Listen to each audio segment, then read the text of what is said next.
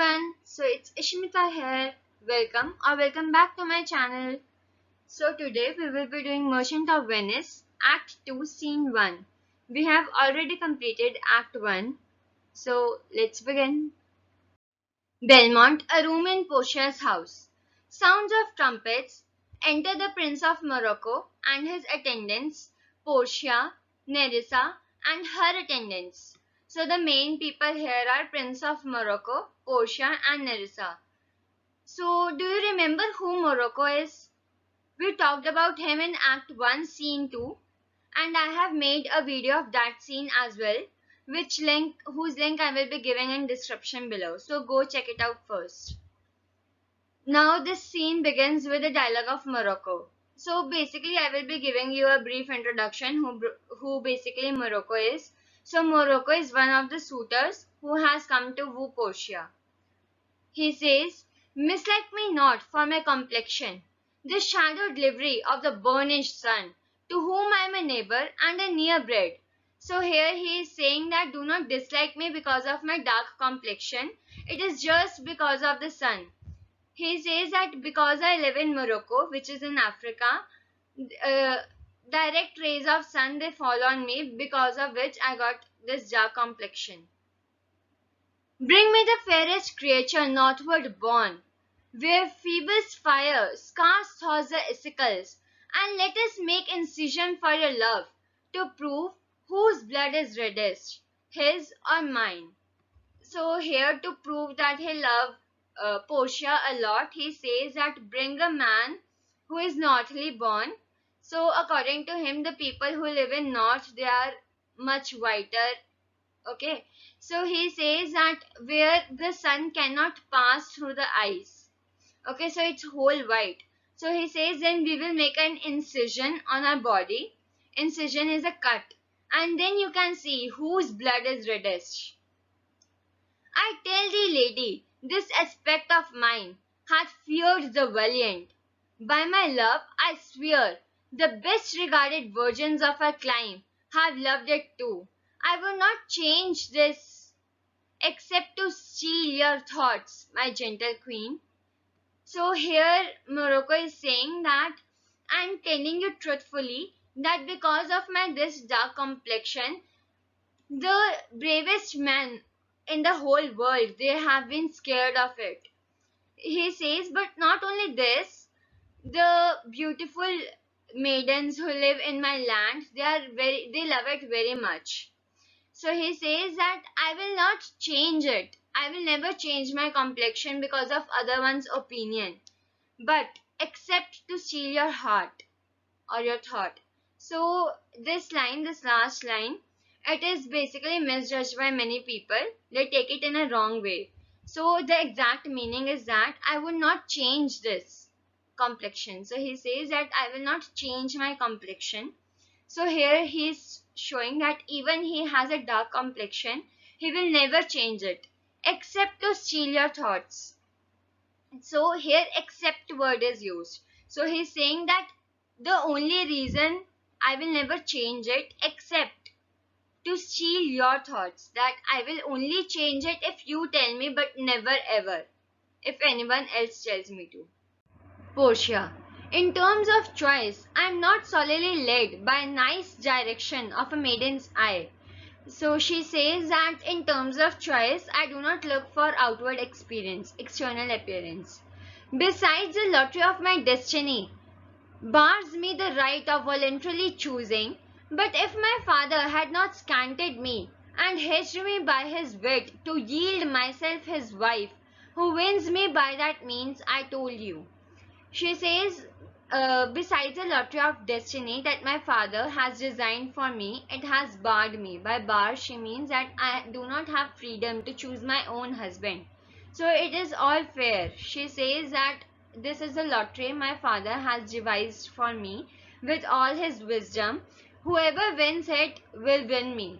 So she says, yourself renowned prince, then stood as fair as any comer I had looked on yet for my affection. She says that so you stand a fair chance, because if you win, then I am yours. So it is a fair chance. It is not like you have dark complexion or anything, so it won't matter. You don't have to justify yourself. Morocco. Even for that, I thank you. Therefore, I pray you lead me to the cascades to try my fortune by the scimitar that slew the Sophie and the Persian prince that won 3 fields of Sultan Solomon. So Morocco, he thanks to the Portia and he says that now lead me to the cascades so that I can try my fortune. And scimitar, it's the sword. So he says that I swear to this sword with which, so he is giving reference to the sword that with this he is taking oath from the sword with which he slew the Sophie. So Sophie is the Persian Shah of Persia and Persian prince who has won fields of Sultan Solomon. Solomon is Turkey, so the Sultan of Turkey. So here he says that the sword has killed, or with the sword he has slaughtered, Shah of Persia and the Persian prince. Morocco has not killed Sultan of Turkey. He says that Persian prince has won from Sultan of Turkey 3 times and he was able to kill or won in a battle from Prince of Persia. I would stare the sternest eyes that look, outbrave the heart most daring on the earth, pluck the young sucking cubs from the she-bear, yea, mock the lion when he roars for prey, to win the lady. So now in this dialogue, what Morocco is trying to do, he's trying to show that how brave he is, okay, to earn the points in front of Portia. So first of all, he tells that he has won from Shah of Persia and Persian prince, that how he can steer from eye to eye from the bravest men in this world. Second, he tells that he can challenge the bravest man in the world. Then he tells that he can even challenge a bear, okay, a she bear. So the third thing he tells is that he can even challenge a lion which is hungry from many years. So these are the 3 main points. I have highlighted them with yellow. Outbrave the heart most daring, pluck the young, mock the lion. So these are the 3 main things that he tells to show that how brave he is to win the lady. The lady is Portia.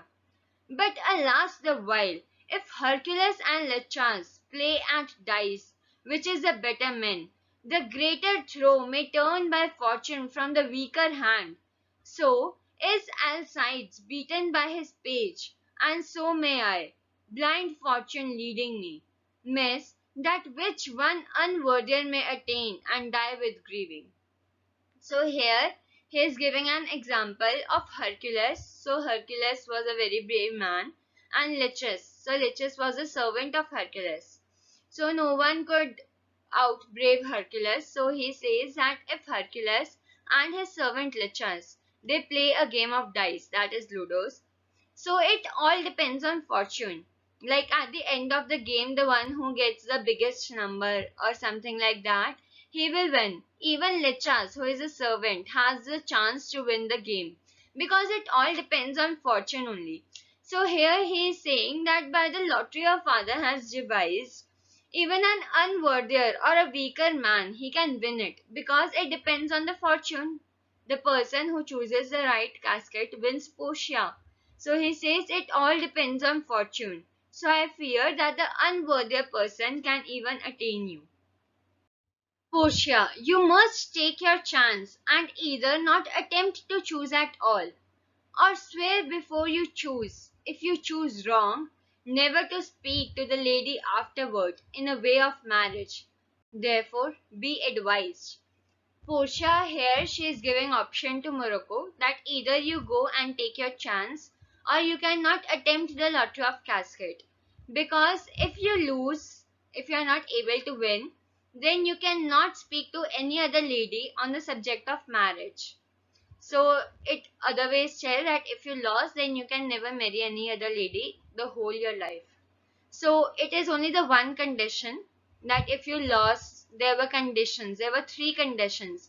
This is only one condition. The rest of the two conditions we will get to know as we will go through the story. Okay, so remember this condition. It's first. Morocco. Nor will not come bring me up unto my chance. So Morocco says, no, I will not back up. Take me to the caskets. Portia. First forward to the temple. After dinner, your hazard shall be made.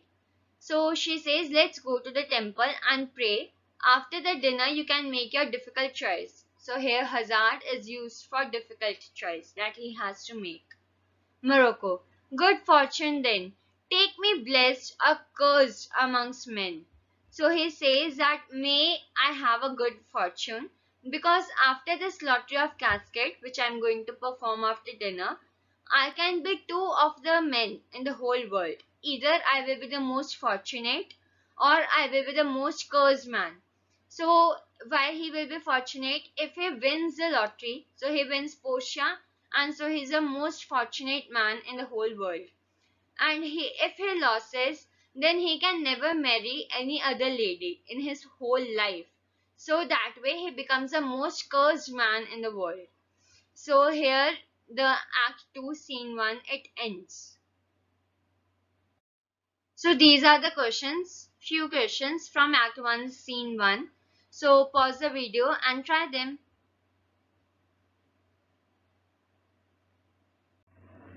Thank you. But don't forget to like, subscribe and turn on the post notifications. Bye.